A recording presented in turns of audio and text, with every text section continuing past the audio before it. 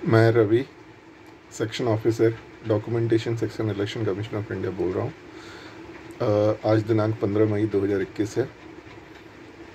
मैंने पिछले दो यूट्यूब वीडियोज़ में मैंने ये बताया था इलेक्शन कमीशन में किस प्रकार से भ्रष्टाचार हो रहा है और भारत सरकार में भी किस प्रकार से भ्रष्टाचार हो रहा है तथा भारत सरकार और दुनिया भर के 200 देशों की मदद से एक सीक्रेट स्टेट स्पॉन्सर्ड जेनोसाइड हो रहा है, जिसमें 43 से 44 लाख लोग या उससे भी ज़्यादा लोग ऑलरेडी मारे जा चुके हैं। मैंने इस संबंध में सुप्रीम कोर्ट में याचिका भी सबमिट की है और इस समय में ऑलरेडी मैंने सबमिट की हुई है एक रिट पिटिशन, जिसके संबंध में मैं क्यूरेटिव पिटिशन फाइल करने जा रहा हूँ। इसी बीच जब मैंने रिव्यू पिटिशन लगाया सुप्रीम कोर्ट में, उसी समय दिल्ली पुलिस ने मुझे पुलिस स्टेशन में ले जाके पीटा, मारा। मुझे 10 पुलिस वालों ने असॉल्ट किया और मेरे दांतों को तोड़ दिया और डॉक्टर्स की मदद से झूठा रिपोर्ट बना लिया। ये शायद देश के इतिहास में पहली बार हुआ होगा कि एक सर्विंग गैजेटेड ऑफिसर को पुलिस स्टेशन में ले जाके पीटा गया और उसकी पिटीशन ऑलरेडी सुप्रीम कोर्ट में थी और दिल्ली पुलिस उसमें रिस्पोंडेंट्स थे, और उसके बावजूद रिस्पोंडेंट्स ने पिटिशनर इन पर्सन को पुलिस स्टेशन में ले जाके मारा और बोला कि इसने खुद ही अपने आप को मार लिया है। संविधान के article 20 right under self incrimination के तहत पुलिस स्टेशन के अंदर पुलिस द्वारा फोर्सिबल सर्कमस्टांस में जो स्टेटमेंट्स जो भी रिकॉर्ड किए जाते हैं वो अमान्य होते हैं। इसके बावजूद Dev Saroha metropolitan magistrate Patiala house court ने एक झूठा जजमेंट सुना दिया और उसमें मुझे अज्ञात दिखाया गया। जो इंसान सुप्रीम कोर्ट में पिटिशनर इन पर्सन है और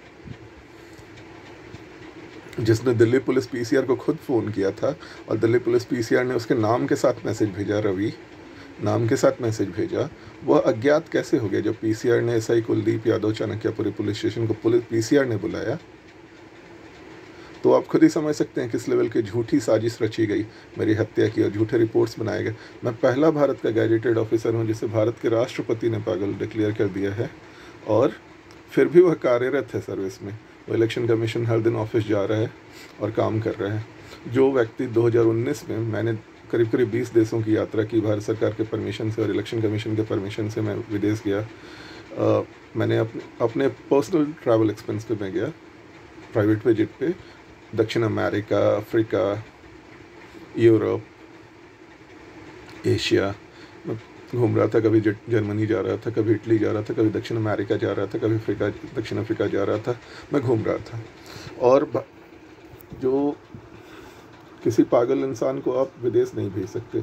जो व्यक्ति 20 देशों में करीब 20 देशों में ट्रैवल कर रहा था, वो अचानक से 2020 में, इसका मतलब भारत सरकार की तरफ से वो नॉर्मल इंसान था और 2020 में अचानक से वो लॉकडाउन में पागल कैसे हो गया? क्योंकि मैंने इतने बड़े बड़े एलिगेशन लगाए हैं भारत सरकार पे, कैसे सरकार ने 40 लाख लोगों की हत्या की, कैसे इलेक्शन कमीशन में भ्रष्टाचार हो रहा है। ऐसा तो नहीं है कि मैंने सेल्फ क्रिएटेड चीज़ कहीं से भी मैं कुछ अनसंट बोल रहा हूँ। मैंने यही कहा कि इलेक्शन कमीशन में 2010 में 1000 पॉलिटिकल पार्टीज़ थी, अभी 2700 पॉलिटिकल पार्टी हो गई। एक पागल इंसान इतना क्रिएटिव झूठ कैसे बोलेगा? और पागल इंसान तो झूठ बोलते ही नहीं है। मुझे तो एक सप्ताह के लिए उन्होंने अबडक्ट करके दिल्ली पुलिस के चोरों ने इलेक्शन कमीशन और नरेंद्र मोदी के कहने पे मुझे एक वीक इब्हास मेंटल हॉस्पिटल में उन्होंने अबडक्टेड स्टेट में एक तरह से किडनैप करके उन्होंने मुझे रख दिया। डॉक्टर्स तो उन्हीं के हैं, नरेंद्र मोदी के अंदर काम करते हैं। उन्होंने झूठा रिपोर्ट बना दिया। आप बताइए, मैं सारी चीज़ तो मैं फैक्चुअल बेसिस पे कह रहा हूँ। मैं ये कह रहा हूँ कि 2010 में मिस्टर प्रमोद शर्मा नहीं थे। 2010 में mister Pramod Sharma under secretary बनते हैं इलेक्शन कमीशन के पॉलिटिकल पार्टी डिवीज़न के। 2010 तक 1000 पॉलिटिकल पार्टीज़ थी भारत में। इलेक्शन कमीशन पॉलिटिकल पार्टीज़ का रजिस्ट्रेशन करता है। 2020 में 2700 पॉलिटिकल पार्टीज हो जाती हैं। जब मैं आरटीए लगाता हूँ तो मिस्टर धर्मेंद्र शर्मा, जो कि पॉलिटिकल पार्टी डिवीज़न के हेड हैं, वो रातों रात इतना घबरा जाते हैं कि उधर प्रमोद शर्मा, संतराम और शशि, जो कि इस डिवीज़न में काम करते थे, उनको रातों रात ट्रांसफ़र कर देते हैं। इसका मतलब तो चोरी तो हो ही रही थी, घोटाला हो ही रहा था। दूसरी चीज़, ईवीएम डिवीज़न में तो मैंने बताया है कि कैसे कैसे mister Madhusudan Gupta, mister OP Sahni कोई 15 साल से 20 साल से कर रहे हैं और हर दिन वो टूर पे निकल जाते हैं। मिस्टर विभोर अग्रवाल जो कि 8-9 साल से उसी डिवीज़न में काम कर रहे थे, उन्होंने तो सीईओ को घुमाने फिराने के लिए और मंदिर घुमाने के लिए थैंक यू तक किया है फेसबुक पे, जिसकी मैंने फ़ोटो खींच के पब्लिक डोमेन में वो था, उसको मैंने ऑनरेबल चीफ इलेक्शन कमिश्नर को और ऑनरेबल सुप्रीम कोर्ट को मैंने भेजा। इसके अलावा triple IDM election commission of India campus Dwarka में हो रहे भ्रष्टाचार में mister Hitesh Yadav, mister Rakesh Saini, mister Rajlal Rai, उन सभी का कबूलनामा और कैसे मिसेज मोना श्रीनिवास उसमें इन्वॉल्व हैं और कैसे धर्मेंद्र शर्मा खुद उसमें इन्वॉल्व है, वो सारी चीज़ों का मैंने रिकॉर्डिंग करके चीफ इलेक्शन कमिश्नर से लेके सेंट्रल विजिलेंस कमिश्नर तक भेजा, पर उस पर कोई कार्रवाई नहीं हुई। आप बताइए, एक पागल इंसान जो कि भारत सरकार के राष्ट्रपति द्वारा सर्टिफाइड पागल है और दिल्ली पुलिस द्वारा सर्टिफाइड पागल है, वो एक सर्विंग एजिटेड ऑफिसर है और इसके अलावा वो भ्रष्टाचार का जो एलिगेशन लगा रहा है वो सारा चीज़ सरकार बोल रही है कि अरे आप तो पागल हो, आप तो कुछ भी नहीं कर सकते। मैं तो फैक्चुअल बात कर रहा हूँ ना, मैं कह रहा हूँ इलेक्शन कमीशन में 1000 पॉलिटिकल पार्टीज़ थी 2010 में, 2700 पॉलिटिकल पार्टीज होगी, पैसा ले लेके पॉलिटिकल पार्टीज का रजिस्ट्रेशन किया। अगर मुश्किल से 500 पॉलिटिकल पार्टीज इलेक्शन में कंटेस्ट करती हैं, बाकी 2200 political parties have become havens of money laundering. इसके अलावा ईवीएम डिवीजन में तो जो हो रहा है वो आपको पता ही होगा।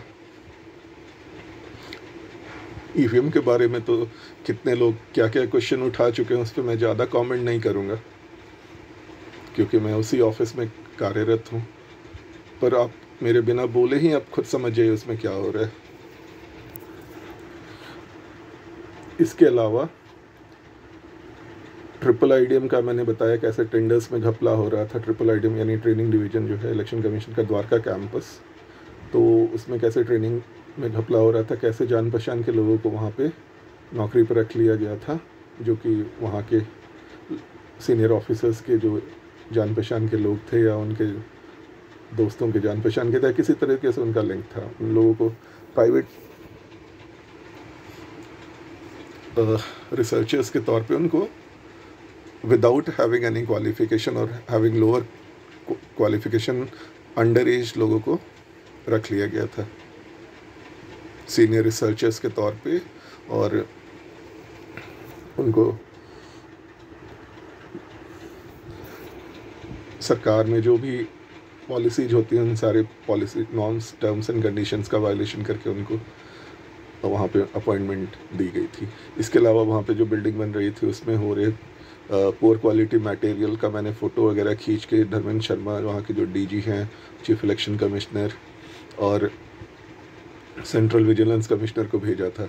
कैसे वहाँ के बिल्डिंग में दरार आ रही है, कैसे वहाँ छत गिर जा रही है, कैसे तो लिफ्ट में पानी में धंस जा रहा है, वो सारे के सारे मैंने फ़ोटो भेजे थे। कैसे बिजली बिल की चोरी हो रही है, नीचे ही वो बिजली बिल मेरे सामने आँख के, मैं प्रोटोकॉल ऑफिसर वहाँ पे था और सारे के सारे वो बिजली की चोरी करके उसको दूसरे पर्पज़ के लिए यूज कर रहे थे और 1 महीने में अचानक 21 लाख का बिल आ जाता है।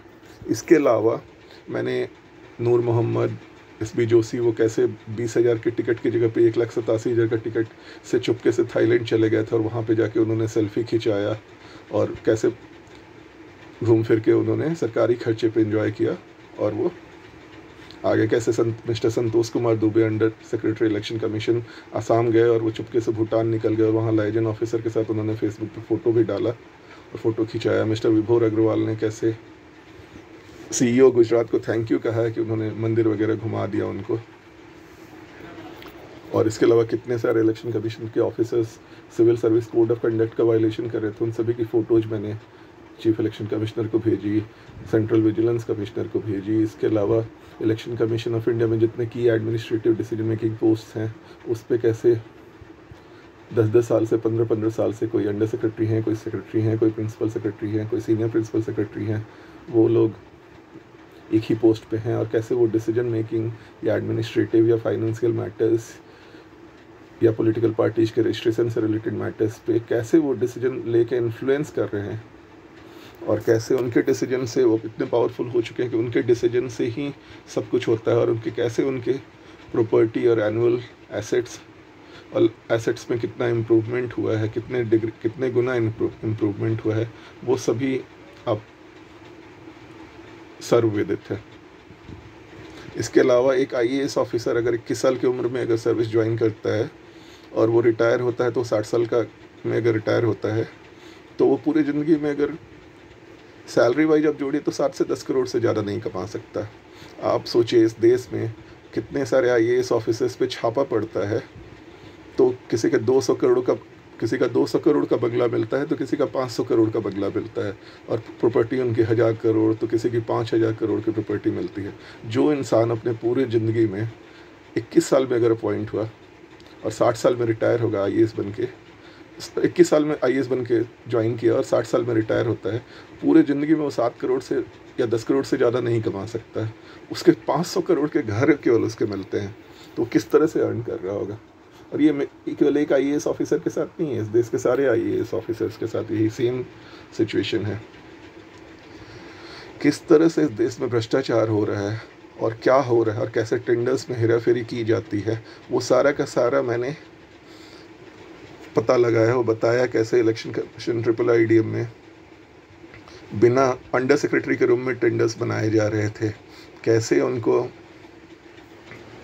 कैसे गाड़ी जो ऑफिशियल व्हीकल होती है कन्वेंस, उसमें मनमाने ढंग से वो किया जा रहा था। उसमें हितेश यादव और राजलाल राय और राकेश सैनी इत्यादि ने कबूलनामा भी दिया था कि कैसे SB जोशी और मोना श्रीनिवास और इवन धर्मेंद्र शर्मा भी उसमें इन्वॉल्व हैं।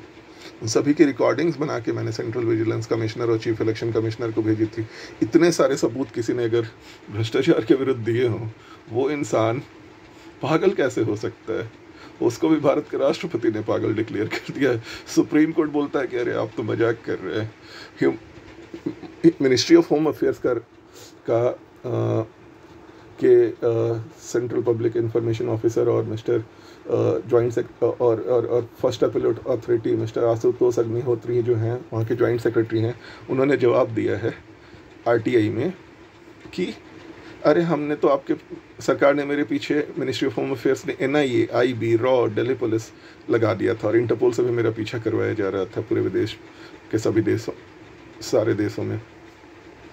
तो वो बोल रहे थे, उन्होंने RTI में जवाब दिया कि अरे हमने तो आपके पीछे NIA, national investigating agency, raw, IB और दिल्ली पुलिस, हमने तो ऐसे मजाक में लगा दिया था। हम तो केवल फॉरवर्ड कर दिए थे, जबकि उस लेटर में लिखा हुआ है 29 जुलाई, 5 सितंबर और 18 अक्टूबर 2019 का जो लेटर है, उसमें साफ साफ लिखा हुआ है कि मैटर बहुत अर्जेंट है। मिनिस्ट्री ऑफ होम अफेयर्स ने गाइडलाइंस इशू की, एक ऑर्डर इशू किया कि आप लोग इमीडिएटली इन्वेस्टिगेट कीजिए। NIA किस तरह का इंस्टीट्यूशन हो तो आपको पता ही होगा। NIA टेररिस्ट का इन्वेस्टिगेशन करती है, नकली नोटों के बारे में जांच करती है। इसी तरह से रॉ देश के दुश्मनों के बारे में पता लगाते हैं। जिस इंसान के पीछे देश की सारी संस्थाओं को लगा दिया गया NIA, IB, रॉ, वो अचानक से पागल कैसे हो गया। जिसने 20 देशों की यात्रा की 2019 में, पूरी दुनिया जो घूम चुका, 2000 मतलब भारत सरकार उसको फिट समझ रही थी मेंटली कि वो पूरा दुनिया घूम सके अकेले। वो 2020 में अचानक से लॉकडाउन में पागल कैसे हो गया, वो भी NIA लगा रहा है। मैंने केवल ये एलिगेशन लगाया कि NIA मेरे हज़ारों तरीके से मुझे जहर का इंजेक्शन देकर मारने की कोशिश की जा रही है, लंदन में मुझे मारने की कोशिश की जा रही है, ब्राज़ील में मुझे मारने की कोशिश की जा रही है। तो ये मैंने एलिगेशन लगाया। राष्ट्रपति को मैंने मेल भेजा लंदन से कि मेरी हत्या करने की कोशिश की जा रही है। तो राष्ट्रपति के जो सचिव थे मिस्टर संजय कोठारी, उन्होंने डिलीट कर दिया। आप बताइए उन्होंने क्यों डिलीट किया। डिलीट करने की क्या वजह, जब भारत सरकार ने अगर कुछ किया ही नहीं, मेरी हत्या की साजिश ही नहीं रची, मेल्स को क्यों डिलीट किया गया। एक साइबर सेल में बैठा हुआ एक सिपाही भी अगर ईमानदारी से इन्वेस्टिगेट करे मैटर्स को, तो वो इमीडिएटली जो डिलीटेड ईमेल्स हैं उनको रिट्रीव कर सकता है। मिस्टर संजय कोठारी सीधे जेल जाएंगे, जबकि भारत के राष्ट्रपति ने उनको इनाम दिया, उनको सेंट्रल विजिलेंस कमिश्नर बना दिया। उसी तरह से अमूल्य पटनायक भी उस कॉन्स्पिरेसी में शामिल थे, धर्मेंद्र शर्मा भी शामिल थे, और मेरे ऑफिस के भी अनफॉर्चुनेटली बहुत से ऑफिसर्स, सीनियर ऑफिसर्स शामिल थे। मैं उनका नाम नहीं लूँगा, लेकिन वो लोग शामिल थे। लेकिन जिन लोगों का डायरेक्ट इन्वॉल्वमेंट है उनका तो नाम मैं ले ही रहा हूँ। इसके अलावा प्राइम मिनिस्टर नरेंद्र मोदी से लेकर अमित शाह तक इस कॉन्स्पिरेसी में इन्वॉल्व थे। आप सोचिए मिस्टर अशोक लवासा जिन्होंने नरेंद्र मोदी के अगेंस्ट केवल एक लाइन, केवल लेटर ऑफ डिसेंट लिख दिया था, नोट ऑफ डिसेंट लिख दिया था, उनको मैंने ये मुद्दा उठाया तो पहले तो उनके पीछे छापा पड़ा दिया गया उस इनकम टैक्स वगैरह का, 15-16 कंपनियों का 15-16 नोटिस से उनको इश्यू करा दिए गए। फिर मैंने लिखा कि कैसे मिस्टर अशोक लवासा मिस्टर सुनील अरोड़ा का, चीफ इलेक्शन कमिश्नर का कुर्सी उनका खींच रहे हैं और मतलब उनको बैठा रहे हैं। तो मैंने वो जो वीडियो दिखा रहा था टीवी पे उसके बारे में बताया। तो उसके 2-4 दिन के बाद अशोक लवासा जो कि नेक्स्ट चीफ इलेक्शन कमिश्नर बनने वाले थे, उनको तो रातों रात इलेक्शन कमीशन से हटा दिया गया। तो इस तरह का हो रहा है और मैं इतने सीरियस एलिगेशंस लगा रहा हूँ। पहली बार ऐसा हो रहा है भारत सरकार के राष्ट्रपति ने किसी व्यक्ति को, सर्विंग एजिटेड ऑफिसर को पागल डिक्लेयर कर दिया। इतना सीरियस एलिगेशन लगाने वाला, मैं तो सारी चीज़ लॉजिकली कर रहा हूँ, फैक्ट बेस्ड कर रहा हूँ, तो इसका तो कोई लॉजिक बनता नहीं है। ये तो सब स्टेट स्पॉन्सर ड्रामा चल रहा है। भारत सरकार मेरी हत्या करने की कोशिश की जा रही है। मैं Ravi gazetted officer, election commission of India बोल रहा हूँ और नरेंद्र मोदी